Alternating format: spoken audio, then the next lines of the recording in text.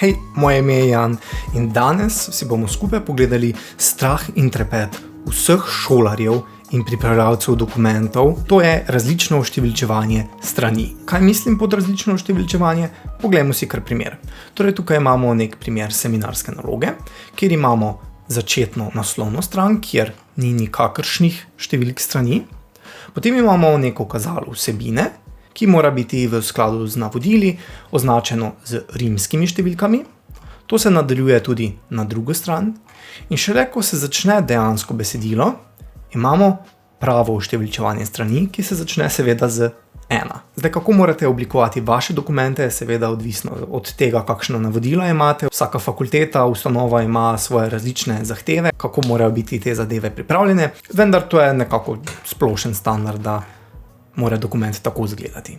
Pa si odprimo kar tole našo datoteko, 11 različno številčenje strani. Mimogrede, tudi meni je tole različno številčenje povzročalo velike težave in sem vrsto let to delal narobe. Da bomo zadevo malo lažje razumeli, bom ta dokument malenkost pomanjšal, mimogrede, pomanjšamo ga tako, da držimo tipko Ctrl in pa z drsnikom miške premikamo v smer navzdol. Da bomo lahko različne strani različno oštevilčili, bomo morali ta dokument oblikovati z odseki. V bistvu nič drugega kot to, da v Wordu povemo, da je ta stran nekaj za sebe, ti dve strani sta nekaj za sebe, mimogrede, tole monolizo bomo premaknili na svojo stran, in pa od te strani dalje je spet neka druga celota. Torej moramo ta dokument razdeliti kot na ene podmapice. Pa si dajemo spet s kontrolom in drsnikom približati nazaj na neko normalno raven.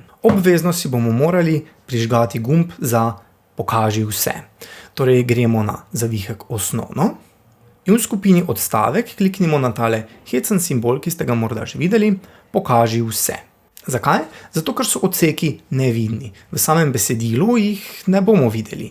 Zato, da bomo pa lažje z njimi delali, pa bomo morali prikazati čisto vse skrite znake, ki se v tem dokumentu nahajajo. Tako da zdaj veste, kolikokrat sem moral pritisniti Enter, da sem prišel do takšnele oblike. Ker smo rekli, da naj bo prva stran svoj lasten odsek, se bomo postavili tukaj pri 20 pri študijskem letu, kjer je v bistvu zadnje besedilo, ki mora biti na tej strani.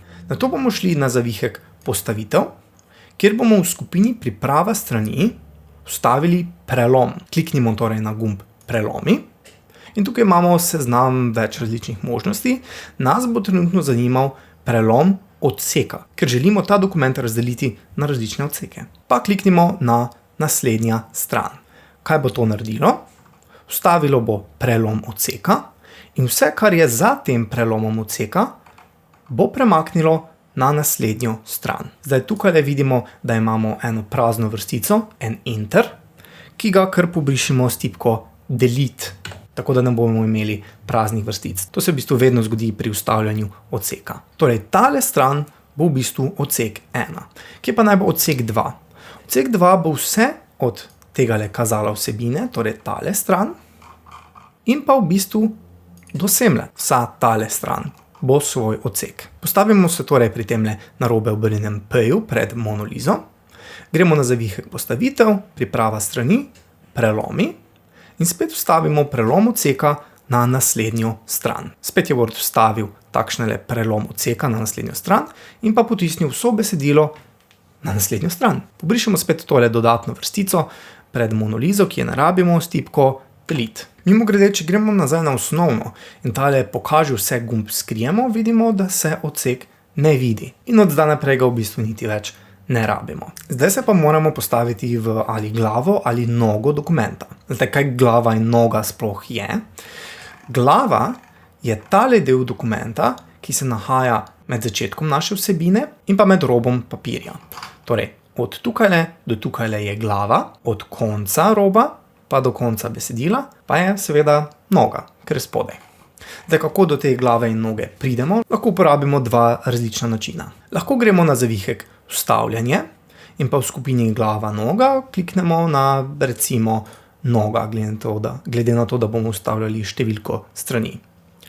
In pa gremo tukaj pod Uredi nogo.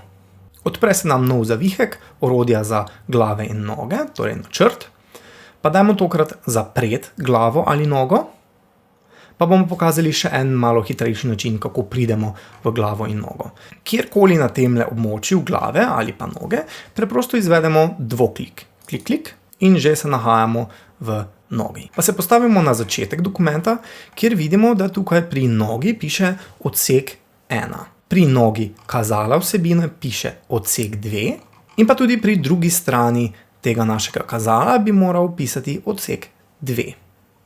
Zdaj, vse od tukaj dalje, torej naše besedilo, bi moralo biti odsek 3. Naslednja stvar, ki jo moramo narediti, je, da povezave med temi odseki prekinemo. Če se bomo zdaj namreč postavili nekje v nogo in bomo ustavili številke strani, bomo dobili številke strani na čisto vseh straneh in ne bomo mogli nadzorovati, kje se kakšne številke pojavljajo. Zato gremo v nogo odseka 2 in pa na zavihku načrt pri orodjih za glave in noge. V skupini krmarjenje imamo gumb Poveži s prejšnjim. Trenutno je ta možnost vklopljena, pa jo izklopimo. In vidimo, da tukaj več ne piše enak kot prejšnji.